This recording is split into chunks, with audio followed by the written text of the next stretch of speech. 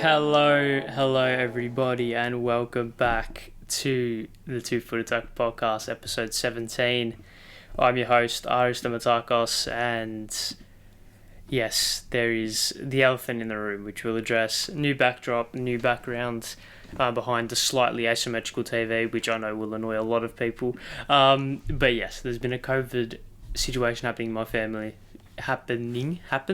It has happened in my family, so I've had to relocate for this episode. But yeah, we'll be back normal in front of the plain white background next week. Apologise if the audio is a bit muffled because the microphone is slightly further away from me than normal. And I apologise, there's frame rate issues as well because OBS still doesn't want to work properly. So I will try my hardest and I'll do everything in my power to ensure all those variables are fixed come episode 18 next week, but it is what it is. We have to move on. We have to go. We can only move forwards. And it was an interesting. Before we get into the football, happy Easter to all the Orthodox people out there listening. I enjoyed it as an Orthodox myself. I enjoyed it very much. It was very good day yesterday with family, which was good fun. Anzac Day as well, the day I'm filming it, so lest we forget as well to all the Anzacs that served. What else is there? Anything else that happened over the weekend? Got a haircut, nice skin fade, looks pretty good. Growing out a bit now, so it doesn't look as good. But got my car today as well. So mate, personal milestones left, right, and centre. Got my car, so. I won't say what car it is, but I got a car, my first car, so that's good. And yeah, my dog is going to be very annoying to me throughout this episode. I really hope her panting doesn't pick up on the mic.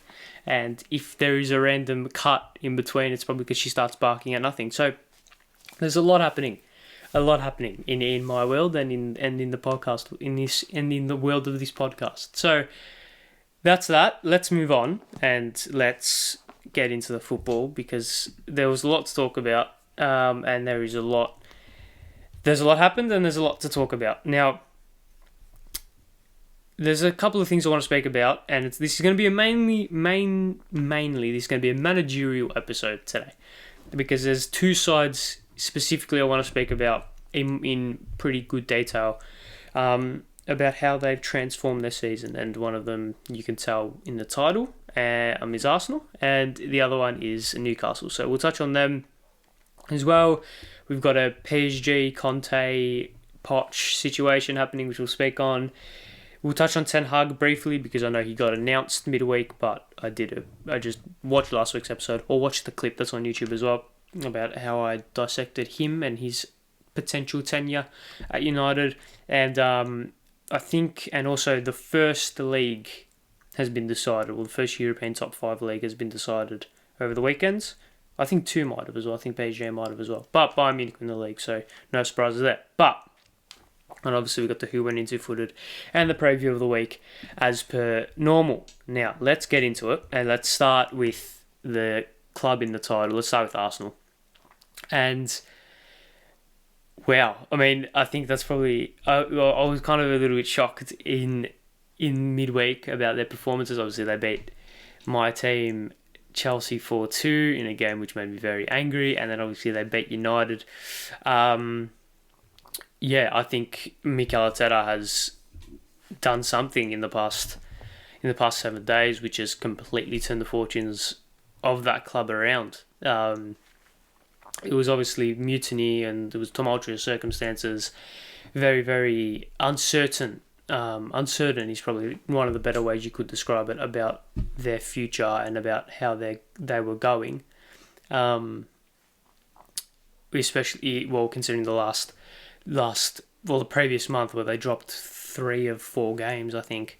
They lost Southampton, lost to Brighton, and lost to Liverpool as well, I think. Or someone else, I'll quickly check that. But yeah, and it all seemed to be going south because it seemed that Spurs were going to run over the top of them, get top 4, and Arsenal were going to have another season which could be classed as a failure if you want to speak about it like that. I don't think I don't think not making top four is a failure for Arsenal this season, but it certainly would have been disappointing considering the good run that they went on throughout the middle to late end of the season. And to see how Arteta has transformed that club is really surprising. And I think the main way in which it happened was a slight tactical switch and also a bit of luck, right? So obviously Eddie Nketiah has started 2 games and they've won both of their games. And no, I'm not saying Eddie Nketiah is the be all and is like the man, right? Because I do think he lacks some assets to be a Premier League striker, but what he offers in comparison to Lacazette is a Premier League striker. I think Eddie Nketiah is much more of a Premier League striker than Andre Lacazette. Is that his name?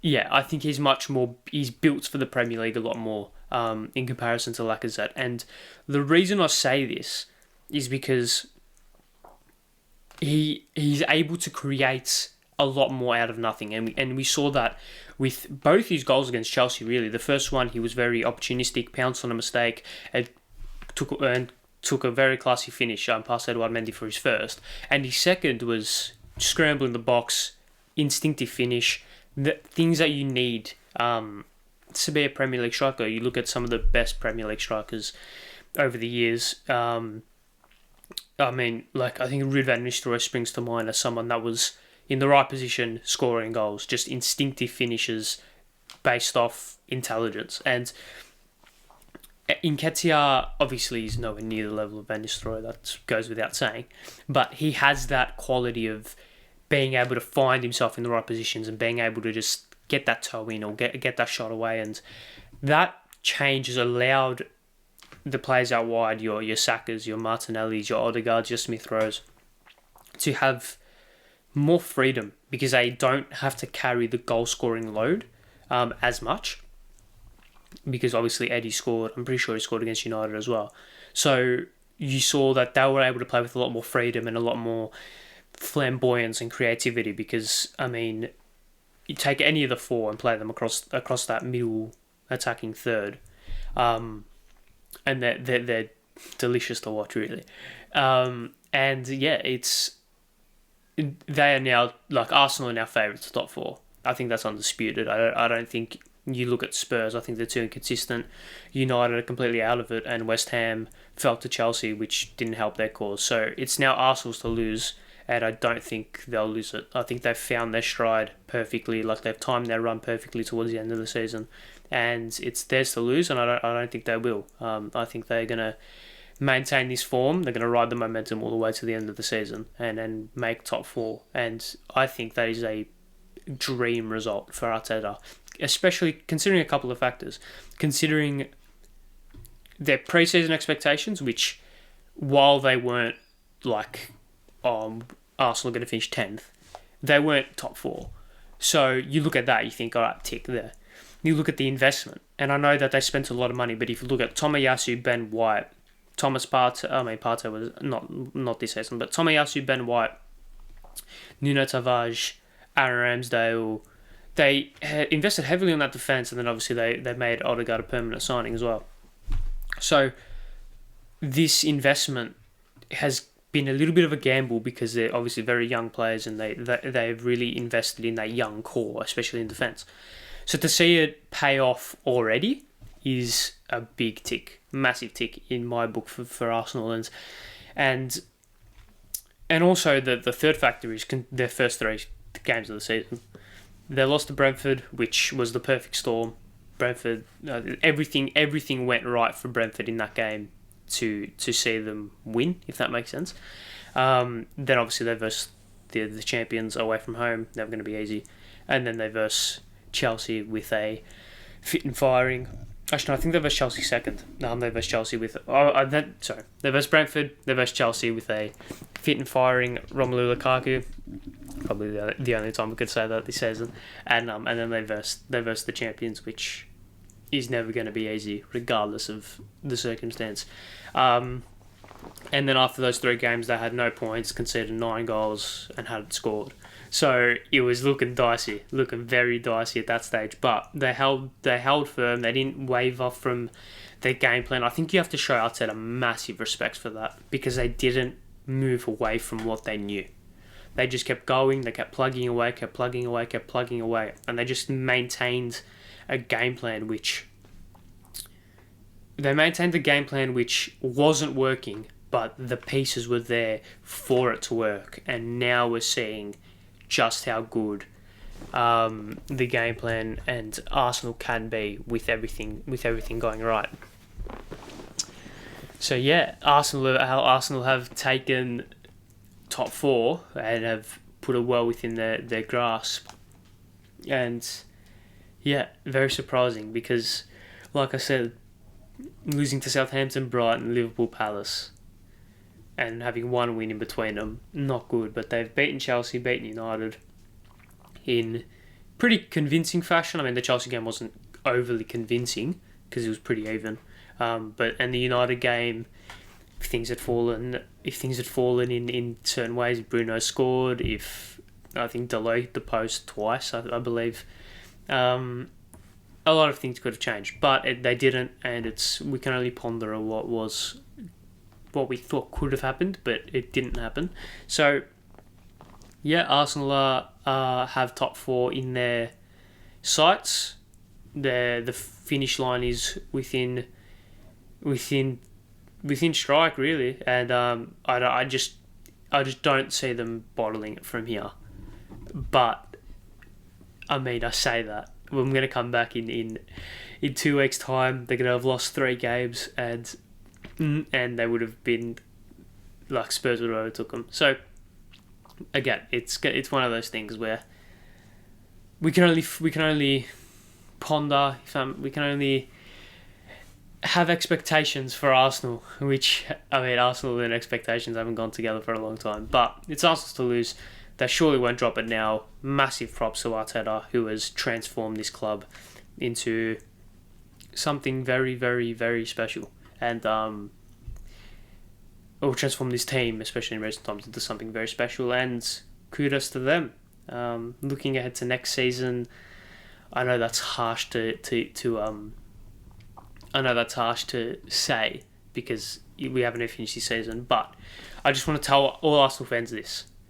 If Arsenal don't make top 4 next season, have patience. Like, please have patience, because success is never linear, right? So success is not linear. So teams don't do this. Teams don't like, it's very rare you see a team finish 14th, 11th, 7th, 4th, 2nd, 1st. That very rarely happens. Teams will finish 11th, then 7th, then 9th, then 4th, then 6th, then 2nd, then 5th, then 1st, right? Because it doesn't happen like that. So if Arsenal finish 4th this season, they're going to go into next season with a young, inexperienced, naive squad, a young, inexperienced manager, with a thin squad as well, unless they invest heavily, which I don't think will happen. And they're also going to have European football and the highest calibre of European football. So if their performances start to dip, if they start to be a little bit more inconsistent, and they start to have petulant performances, don't panic, because that is part of a young team, part of a rebuild. And you have done this rebuild in a perfect way so far. You have taken a step back. You've realised, all right, we're not going to challenge for the league. Let's not aim to challenge for the league. Let's not even aim to finish in the top 4. Let's just build. Let's build. Let's trust these young players. Let's invest in the squad. Let's get the morale up, and then let's build from there. Obviously, I know Gabriel Jesus has been heavily linked. If they could get him, that is a massive signing. I don't think he's the number 9 replacement or number 9 option. I do think you need to get someone, a proper 9. Who that is, who knows? I threw up Kelechi Iheanacho for the January this season. Obviously, that didn't come to fruition. Someone like a Patrick Schick. I know, obviously, they were after Vlahovic, but that was never going to happen, let's be honest. So, yeah, someone like that. An Iheanacho, a Patrick Schick, No one's springing to my name. And Ivan Toney, perhaps. Yeah, these type of players, maybe even a Dominic Calvert-Lewin as well, depending on. But if it doesn't happen for them next season, don't panic. It will take time, and it will take time to maintain a consistent team. You look at like Liverpool and City, they are so consistent because they've had 4 years of building a foundation for this team, which has allowed them to be so good all the time. So yeah, Arsenal, don't panic if it doesn't happen next season. Take in what's happening right now because it's pretty special. And I think it's time. I think now it's time for them to maybe not take the next step, but show that they want to take the next step. Show that they need to. Show that they want to invest. That they want to make this team good again. So yes. I think that's enough Arsenal speak. I think I just written down one thing here. I think if you could summarise their transformation period, like how do I describe this? If you could sum up their 2-game run against Chelsea and United, how to summarise in like a sentence what has changed. They used to be shit in the final third. Now they're pretty good. That's pretty much the crux of it. Because they've always been solid defensively, not overly good, but solid in midfield. I know their midfield double pivot at the moment is not what they want. I don't think Partey has been playing. But Xhaka and El Neni, when they've come in, they've played well, and up top and that final third haven't been able to show their full quality yet, which is a massive credit to them because they've been outstanding this season, but they haven't hit their ceiling. So if they can hit their ceiling, which they've shown that they're getting close to hitting in these past 2 games, then that's a massive tick for Arsenal. So yeah, they used to be shit in the final third. Now they're pretty good. Yes. Now let's move on. Let's move on briskly, swiftly. Bro, I'll tell you what I realised the other day. Quick tangent. The English language is completely fucked. Like, there's so many just words. Words confuse me. I think, like, there's something wrong with me, but words just really, there's just a lot of O-U-G-H has, like, 3 different pronunciations. Why couldn't it just be one? There's a very funny, Neil Cole Hatkar clip. Oh, it's great. Seek it out. It's like, so Neil Cole Hatkar is a Australian comedian. And he did this bit about the English language. Oh, it's great. Seek it out. It's class. Anyway, back on the football. Let's move to Germany, and Bayern Munich win the league. I mean, do I need to say anything more? Do I need to say anything more than that? They've won the league again. They've won the league in a way which is convincing again. They have the best players in the league again. Like, it's getting borderline ridiculous at the moment, and it just shows. It shows a couple of things. And before I explain what those couple of things are, I do think PSG have won the league as well. There is 4 games left. 4 times 3 is 12. They have won the league. So PSG and Bayern Munich have won the league. Congratulations. That's not something to be proud of. I mean, it is, but like, come on. And it shows a couple of things. It shows how good PSG and Bayern Munich are. But it also shows the quality of their leagues are piss poor. Like, piss poor. Because you look at the Premier League and you see there's 6 teams every season that are contending, right? And there are at least two teams every season that could viably win the league. You look at Germany and France, it's one team pretty much every season buying the best players, winning the league, winning the cups, dominating in Europe.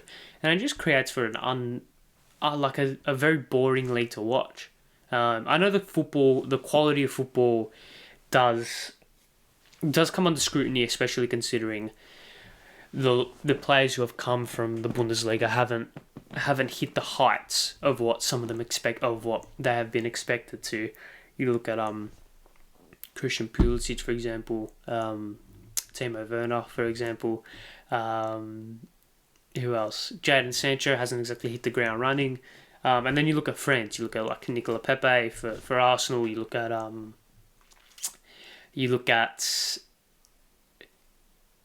I can't think of it. I mean, let's take this. Eric Choupo-Moting, right? Shit Premier League player, plays for PSG. I know, does he still play? I don't know, but he played for them, right?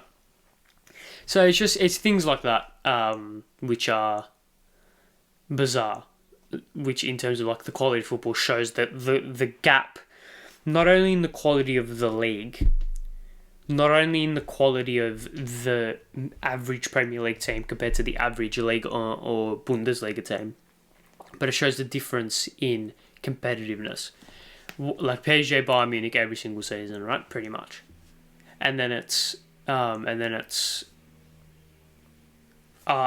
Spurs. City, Liverpool, Chelsea were all in contention in the league this season. United have a fantastic squad, that has been let down by management and a bit of self-sabotage. Spurs have Antonio Conte. They're any chance of doing anything on any given day. And then Arsenal are Arsenal, right? And also, if you look at Europe, you have City and Liverpool in the Champions League semi-finals. You had an all-English final last season. West Ham are killing it in the Europa League. Obviously, a couple of seasons back, you had what was it? You had Chelsea, Arsenal, Europa League final, Spurs, Liverpool, Champions League final. There's just a lot. There's a lot that can be spoken about the quality of other leagues, and maybe that has a correlation to the quality of the international teams, because you look at Germany. You look at France, Spain, and Italy. They're four notorious powerhouses of international football. And they've always had leagues, it's maybe in modern times as well, they've had leagues that have like, their leagues have struggled to compare to the English league. But yet, with saying that, the English national team hasn't quite made that strive to being a powerhouse of international football. So it's the give and take, isn't it? It's the give and take. So yeah, I do think there is a broader conversation to have there, and maybe I might speak about it more in depthly in another episode. Should it come up, maybe with a guest as well. I'll see if that's something which I can make a pretty in-depth conversation about. But yeah, seeing the gulf in quality between the Premier League, and you look at the investment that's in the Premier League, you look at the Championship playoff final is the most expensive game in the world, right? You look at that, and then you look at the prize money and the TV rights and etc., compared to European leagues, other European leagues. It's an interesting conversation to have. It's an interesting way to compare both, or to compare England to the rest of Europe. But I think that's enough. Talking. I went on a bit of a tangent, but yeah, Bayern Munich and PSG, congrats. They're two really good teams that are both knocked out of the Champions League, but two really good teams nonetheless. And yes, so enough of that. Now, I said at the top of the show, I will speak about Ten Hag briefly. If you want to hear my full thoughts on Ten Hag managing United, check out last week's episode, or check out the clip that's on YouTube. Just type in 2 Foot Tackle Podcast on YouTube. The clip will come up. They're my full thoughts on it, because I did very well to preemptively talk about it before it got announced. But it is now confirmed. Fabrizio Romano, United confirmed it. Obviously, last week Romano had all but confirmed it. Now it is confirmed. He will take charge from the end of the season till 2025, I believe. Yeah. Quick summation. Brilliant for United. And then they give him patience, then they give him time, then they give him money to buy the players that he wants to play in his system, right? Because it's a very unique system. Oh, it's not unique, but it is a system that how do I word this? It's a system that needs very specific players for very specific roles. It's a role-based system, not a position-based system. So yeah, they need to give them time. If it doesn't happen next season, in terms of if they don't start challenging for the title next season, which I don't think they will, but when it inevitably doesn't happen, United fans, please just relax. Don't get on his back, because it's not going to happen like that. There's a lot going on with your club that needs fixing. Which I do think Ten Hag will come in and change the fortunes of that club. So, yeah, it is a thing of where they need to strengthen. If Ten Hag can strengthen those areas, and if he can make sure that those areas are addressed in the summer, then it's going to be a massive tick for them. And I think Ralph could play a major part in this system as well, or in this transformation of Manchester United, because if he's there with the aligned views of what's his name, Ten Hag, then it's going to be a major stepping stone into the right direction. So if they can be aligned in their views, they can then push on, and they can then make United a better club and a better team, because they're a giant that's currently under the duvet covers, and if Ten Hag can wake them up, it's going to be a very, very interesting situation that the rest of the Premier League clubs are going to find themselves in, because with United being back, it's a very, very scary proposition. Now, I want to move on from United and move to another United, and Newcastle United. Actually, no, I won't, because I'll transition that later on. I want to speak about PSG, Conte, and Poch, and everything that's happening with them very briefly. Now, it was announced very, very, very late last night that Mauricio Pochettino has been pretty much given his marching orders. Now, there's getfootballnewsfriends.com, which is, despite their slightly dodgy website URL, is a very reliable source, historically anyway. They tweeted at 3:09 a.m. Australian time, so thanks for the Merseyside derby for keeping me up to see this.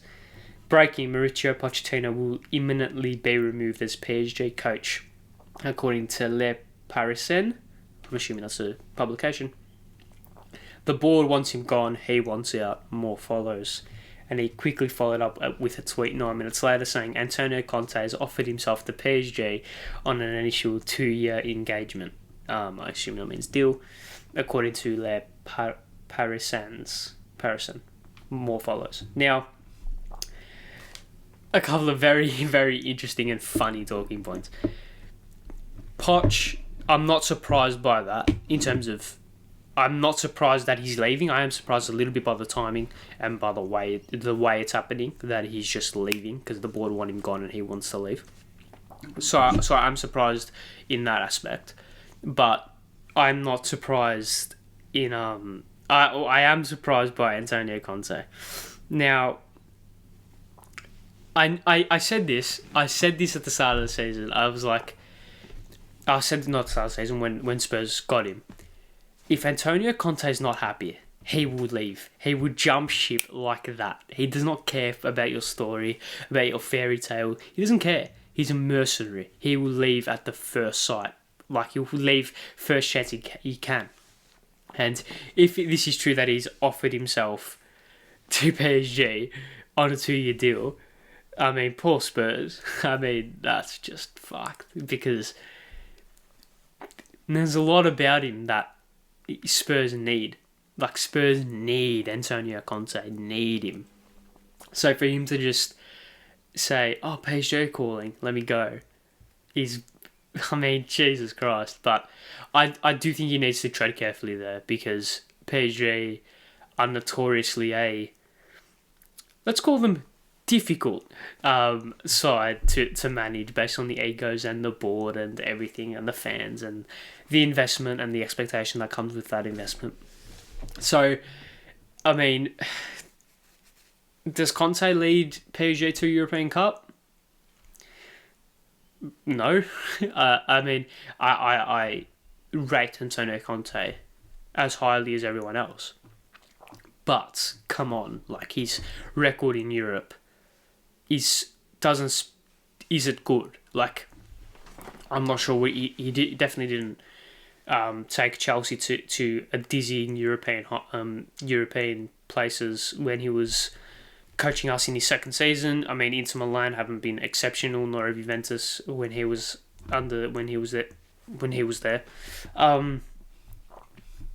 So yeah, tread carefully, PSG, because if you want to win a European Cup, he's not your man to He's not your man to get. But I'm not a football coach, so what do I know? I'm not a football board I don't work in football, so seriously, what the fuck do I know?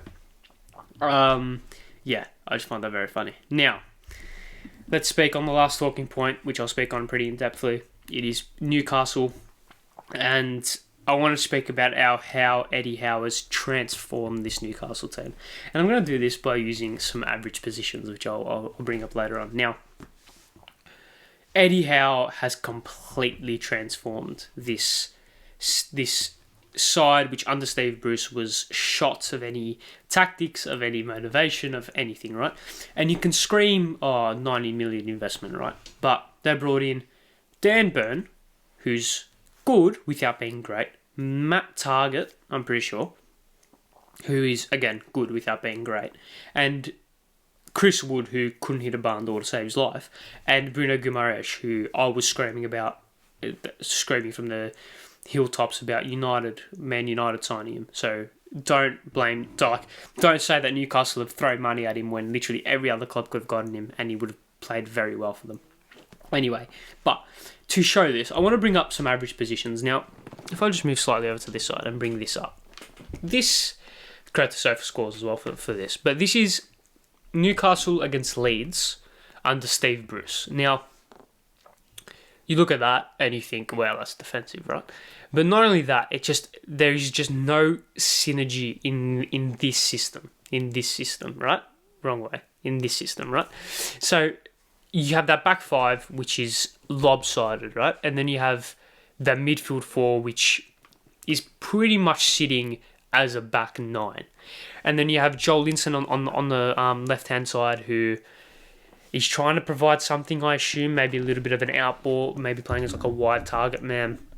And then you have St. Maximin up top, who's void of any real service or any real... there's nothing there for him to show his talents. It's basically long border to St. Maximin. Hopefully he can do something, right? And this is just a complete cowardice way of setting up. And if you compare this to this system, which is Eddie Howe's Newcastle under Leeds, it is a completely different way of playing. You have that back four, which has a lot more shape. I mean, not shape, but it has a more aggressive and advanced set up to it. You have the double pivot in midfield of Joel Linson and Shelvey. So to give context to this average positions, this system set up as a 4-3-3. Now, you have Joel Linson and Shelvey as those two pivots in midfield, or that double pivot, those two holding midfielders. And what that gives you is it gives you a real base to build off. If we just quickly flip over to this system, there's no base to build off here. There is no way of playing. You can't see a way of playing with this system, right? It's basically a long border, St. Maximin, and hope for the best. Whereas with this system, you can either play out wide to the fullbacks, you can play through the middle, you can go long because you have Chris Wood and you have the four players around him. He has support, right?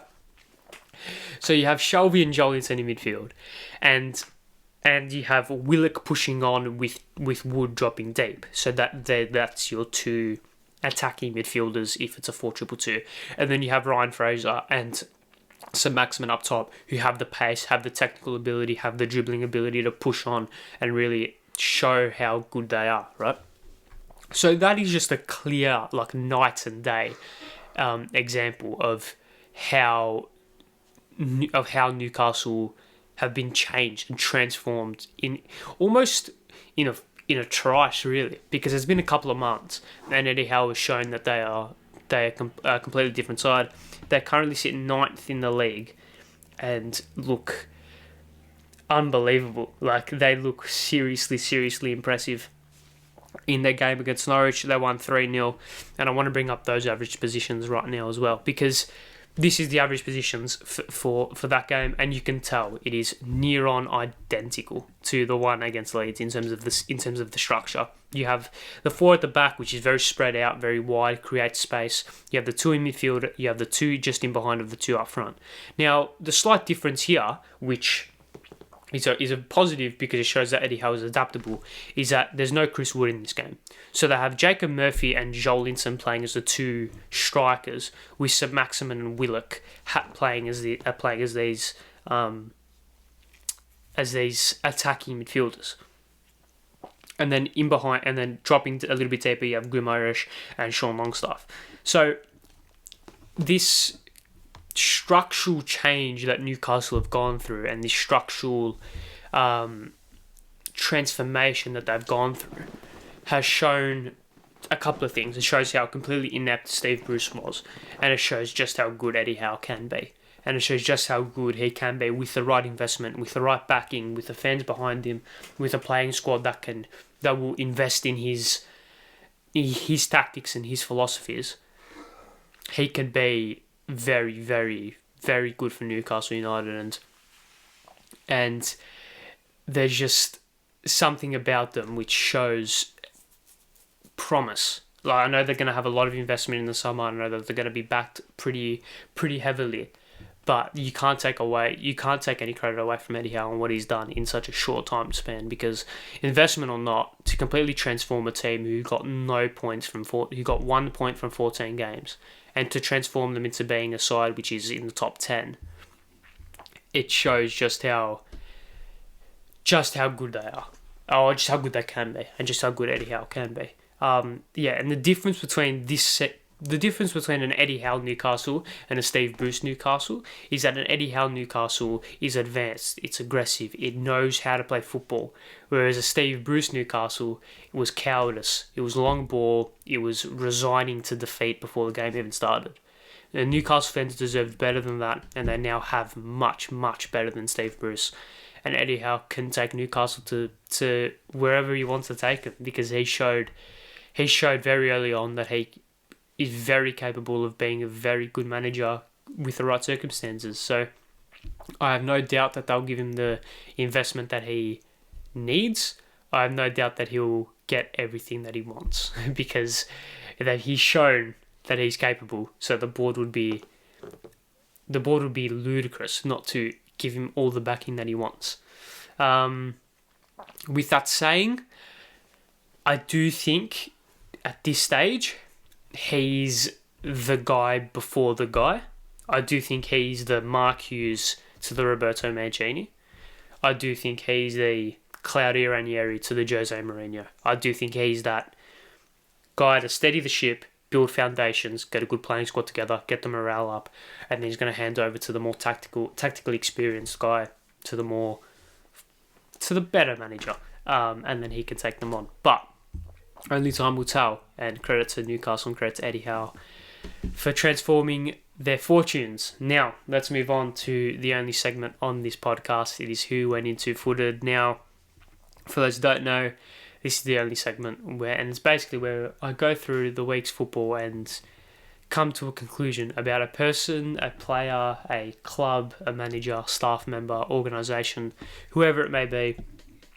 I basically come to a conclusion about what they did wrong throughout the week, and if they did anything daft, dumb, stupid, the whole 9 yards. Now, I've gone with Harry Maguire. Now, this may seem like targeting, because everyone knows I'm not a fan of Harry Maguire, but for Harry Maguire to say that he hasn't been dropped, and he hasn't been dropped for a reason, under 2 managers, only to get dropped the next game, is potentially the most Harry Maguire thing in the world. And it just shows karma's a bitch only if you are one. And Harry Maguire has been given a taste of his own medicine. Now, I will put my hands up and say I have been pretty harsh to Harry Maguire in the past, but he's not a Manchester United level centre back. Certainly not Manchester United captain material, and there's a lot that needs to be said about his future or his future. I don't think he survives under Ten Hag personally, but who's going to buy him? Who knows? Maybe Leicester will buy him back.